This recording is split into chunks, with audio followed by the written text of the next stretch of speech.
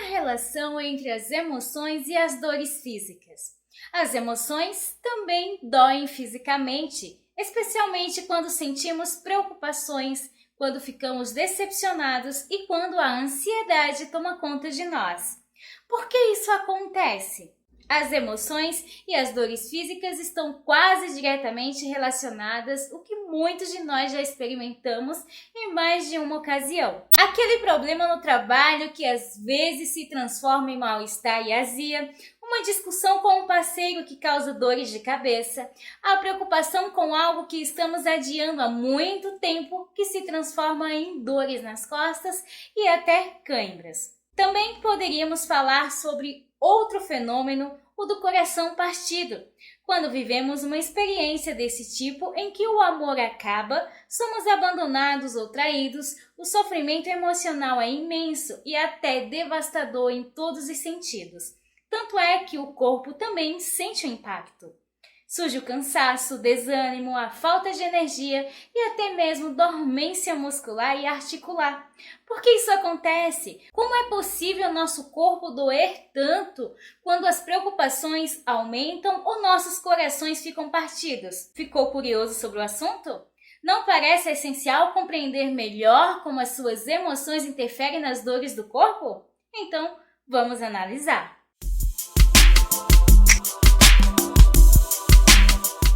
Em tempos corridos, como os dias de hoje, não é raro que a gente deixe nossa saúde de lado e foque mais no sucesso profissional e financeiro.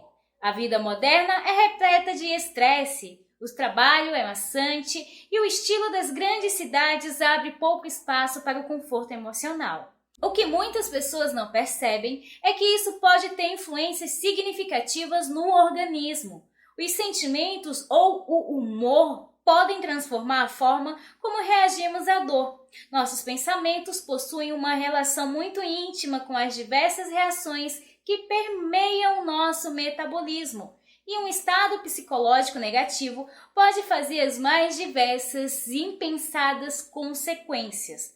Há muitas décadas, a psicologia e a medicina encontraram uma correlação íntima entre a dor emocional e a dor física. Este fenômeno que chamamos de somatização nos mostra a união entre mente e corpo, algo que, como bem sabemos, era questionado em séculos passados como o modelo cartesiano clássico. Dessa forma, algo que muitos médicos sabem bem é que o diagnóstico de depressão tende a aumentar o aparecimento de dores de cabeça, dores musculares, alterações digestivas e até piorar o estado de pacientes com dores crônicas. Além disso, no campo da pesquisa neurobiológica, destaca-se que boa parte das formas de dor física está relacionada ao estresse emocional. Estudos, como o realizado na Universidade de Duke, na Califórnia do Norte, Estados Unidos, indicam que dentro do ambiente clínico e principalmente na atenção primária, deveriam ser considerados fatores psicológicos e emocionais ao fornecer um diagnóstico. Talvez, por exemplo, aquela dor de estômago não seja causada por uma úlcera, mas por um transtorno de ansiedade. Tristeza e raiva são as emoções com maior impacto no corpo. O Dr. Afton Hassett é um cientista pesquisador do Centro de Pesquisa sobre Fadiga e Dor Crônica da Universidade de Michigan, nos Estados Unidos. Algo que este especialista destaca é que a ampla gama de emoções que os seres humanos experimentam tem um impacto sobre o corpo, tanto positivo quanto negativo. Esse impacto pode ser favorável ou doloroso. Entre as emoções menos agradáveis para o organismo estão a tristeza e a raiva. Ter sofrido, por exemplo, maus tratos na infância, sofrer a dor do abandono de um dos pais, sofrer uma perda ou ter passado por um relacionamento afetivo complicado, tudo isso deixa marcas no corpo.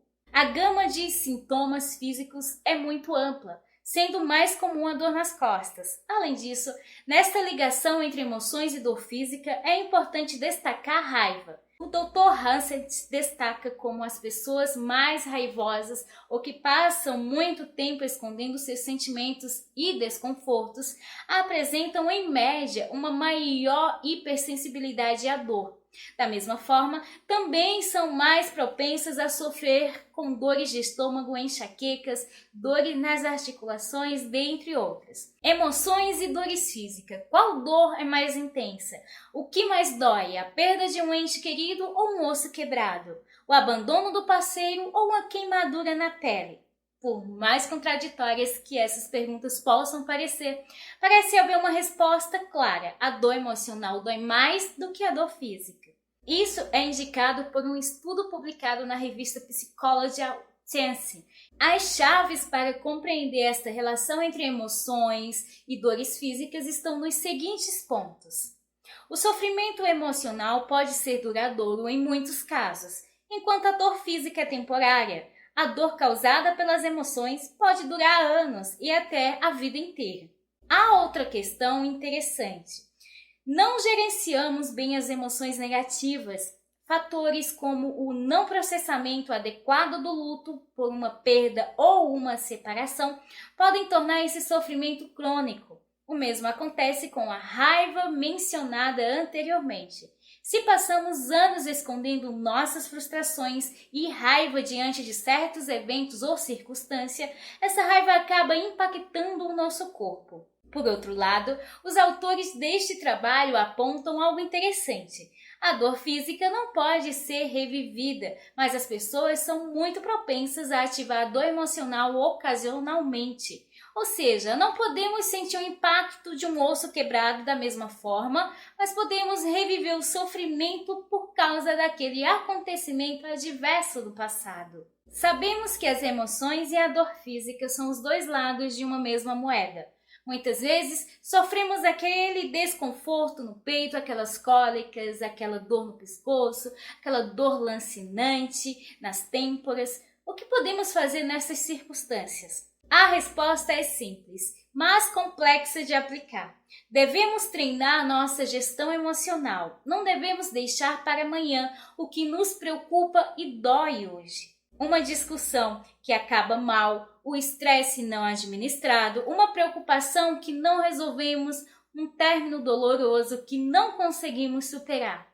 Tudo isso deixa consequências que vão além da mente. Especialmente o treinamento com pessoas na musculação são realizados até o extremo da capacidade muscular e logicamente estão diretamente relacionadas à dor e à resistência.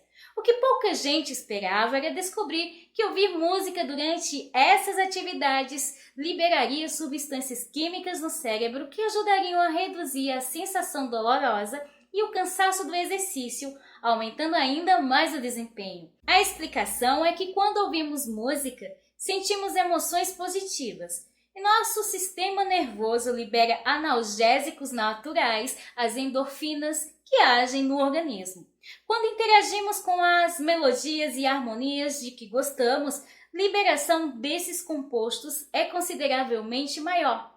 Canções agradáveis ao ouvinte também ajudam a melhorar a saúde do coração.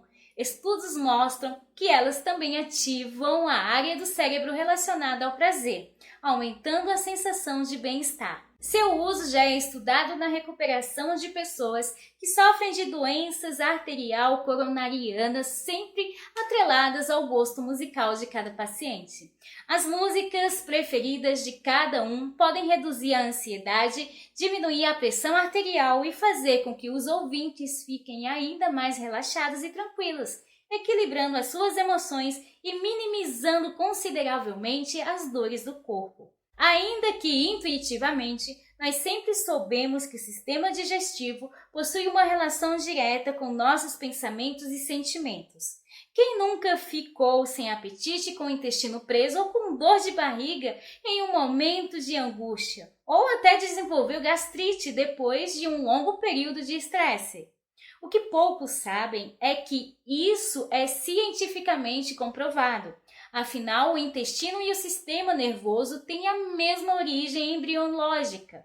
Cientistas já afirmam que mais do que o órgão responsável pela digestão, absorção e excreção dos alimentos, essas vísceras possuem uma vasta rede de neurônios denominada sistema nervoso entérico. Nesse local, temos a produção de vários hormônios e neurotransmissores que atuam no trato gastrointestinal, mas também interagem com o sistema nervoso central. A serotonina, por exemplo, responsável pela sensação de bem-estar, ela é formada através de um aminoácido obtido na alimentação, enquanto a glândula pineal produz uma parte desse neurotransmissor no cérebro.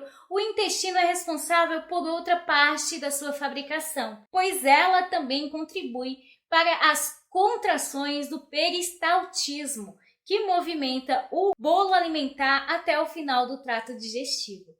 Daí podemos deduzir que pessoas com constipação intestinal crônica, prisão de ventre, acabam não tendo uma boa produção de serotonina e por isso apresentam maior irritabilidade, inclinação à depressão e, no caso das mulheres, exacerbação dos sintomas da TPM. Com base na percepção de que a região gastrointestinal é sensível às nossas emoções e que elas podem se manifestar fisicamente como incômodo e dores na região, podemos concluir que o tratamento da ansiedade e do estresse com um acompanhamento multidisciplinar pode reduzir efetivamente os problemas digestivos. Se a relação entre as emoções e as dores do corpo já ficaram bem claras, vale lembrar também que nossos sentimentos agem mesmo em todos os níveis do nosso organismo.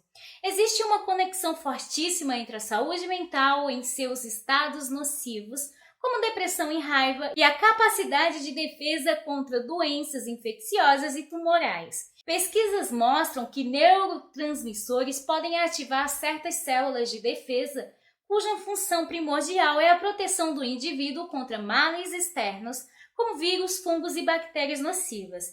Essa descoberta pode ter um importante impacto científico e médico, pois mostra como o equilíbrio das emoções pode ser fundamental no combate a diversas patologias. Isso também deve influenciar uma nova geração de medicamentos e tratamentos, que terão foco não apenas em combater o agente infeccioso, mas também em manter o estado emocional do paciente em equilíbrio perfeito. Estados de afeto positivo ou negativo parecem estar diretamente relacionados à ativação, ampliação, supressão ou diminuição de muitas atividades importantes e realizadas pelas células imunológicas. Em outras palavras, a ativação do sistema imune passa por mensageiros cerebrais e pelo sistema nervoso, de modo que experiências nocivas na vida, como estresse, depressão, traumas e até mesmo lesões cerebrais, podem prejudicar direta e indiretamente a atuação das células de defesa, propiciando o desenvolvimento de doenças infecciosas, autoimunes e até de muitos tipos de câncer. Apesar dos estudos recentes relacionarem as emoções com as dores do corpo, algumas culturas já parecem conhecer essa afinidade há muitos séculos. A medicina tradicional chinesa, por exemplo, faz associações entre os sentimentos e diversos órgãos do organismo, explicando quais desconfortos podem estar fortemente relacionados com seu mau funcionamento. Os compêndios da cultura oriental ligam, por exemplo, a ansiedade e a preocupação excessiva ao intestino grosso, corroborando o que as pesquisas atuais estão dizendo. Também conectam estados ansiosos com o coração e os pulmões, que se traduziriam em palpitações e respiração ofegante. A antiga medicina grega também não foge dessa linha. Eles consideravam que sentimentos nobres como a alegria, a tranquilidade, o altruísmo e a empatia fortaleceriam o coração e o espírito de vida, melhorando as funções imunológicas. Eles também enxergavam a garganta como centro de comunicação do nosso corpo, além de alertar sobre o fato de que a incapacidade de expressão pode causar problemas emocionais. Quem nunca experimentou o famoso nó na garganta? E então, entender um pouco melhor como as suas emoções interferem nas dores do corpo e no bem-estar geral do organismo? Portanto, procure equilibrar seus sentimentos e veja como sua saúde poderá dar um verdadeiro salto de qualidade. E precisamos lembrar, se não conseguirmos lidar com a dor emocional sozinhos, sempre há bons profissionais que podem nos ajudar. Eu fico por aqui, deixando aquele forte abraço, aquele super beijo e até a próxima. Próximo assunto, próximo vídeo, se assim Deus nos permitir.